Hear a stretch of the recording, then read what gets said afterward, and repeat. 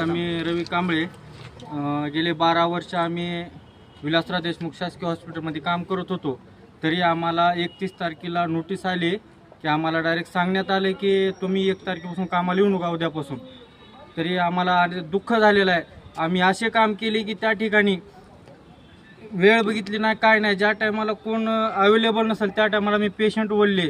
अन्यथा कोरोना काळामध्ये आम्ही त्या ठिकाणी त्या पेशंटचे नातेवाईक त्या पेशंटजवळ जात नव्हते. तरी आम्ही त्या पेशंटच्या नातेवाईकून डबे घेऊन आम्ही स्वतः पेशंटला खाऊ घातले व पेशंटची काळजी घेतली.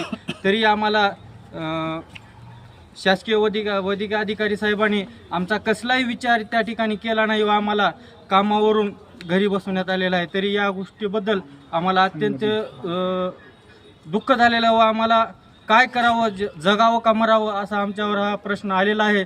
तरी ह्या गोष्टीचा विचार करावा शासनाने व आम्हाला योग्य ती न्याय द्यावा एवढं बोल.